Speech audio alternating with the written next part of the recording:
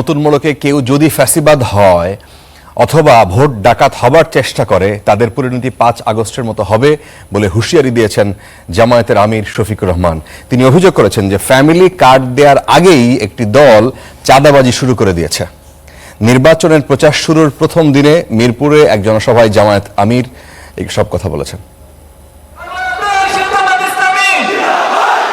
ত্রয়োদশ জাতীয় সংসদ নির্বাচনের আনুষ্ঠানিক প্রচারণার প্রথম দিন রাজধানীর মিরপুর আদর্শ স্কুল মাঠে আয়োজিত নির্বাচনী জনসভা দিয়ে প্রচারণা শুরু করল বাংলাদেশ জামাত ইসলামী। ঢাকা ১৫ আসনের ভোটার ও নেতাকর্মীদের সরব উপস্থিতিতে কানায় কানায় পরিপূর্ণ আদর্শ স্কুল মাঠ।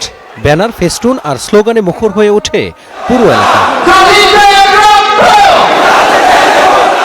জনসভায় জামাতের আমির বলেন, দেশের জনগণ চাঁদাবাজ আর ভোট ডাকাতদের ক্ষমতায় দেখতে চায় না। নতুন করে কেউ ফ্যাসিস্ট হতে চাইলে তার পরিণতিও আগের মতোই হবে। আর এই দেশে আমরা ফ্যাসিবাদের ছায়াও দেখতে চাই না। ফ্যাসিবাদ এখন যদি নতুন কোনো জামা পরে আমাদের সামনে আসে, ৫ আগস্ট যে পরিণতি হয়েছিল সেই নতুন জামা পরা ফ্যাসিবাদের একই পরিণতি। কর্মক্ষেত্রে নারীদের নিরাপদ পরিবেশ তৈরি করার প্রতিশ্রুতি দিয়ে ১০ দলকে ক্ষমতায় আনতে জনগণের প্রতি আহ্বান জানান ডাক্তার শফিকুর রহমান।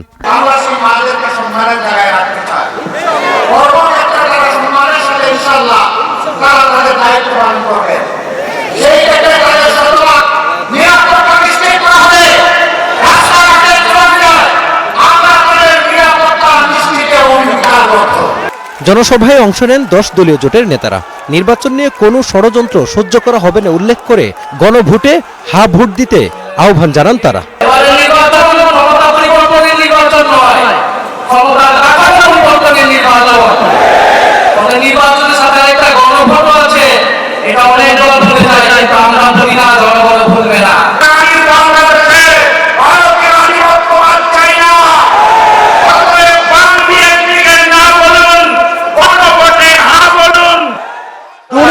ও তারুণ্য নির্ভর বাংলাদেশ গড়ার প্রতিশ্রুতি দিয়ে নির্বাচনী প্রচারণা শুরু করলো ১০ দলীয় জোটের প্রধান শরিক বাংলাদেশ জামাত ইসলামী। বিজয় হয়ে জনগণকে দেওয়া প্রতিশ্রুতি বাস্তবায়নের আশ্বাস দিলেন দলটির প্রধান doctor Shafiqur Rahman. Mazharul Islam, star news, Dhaka.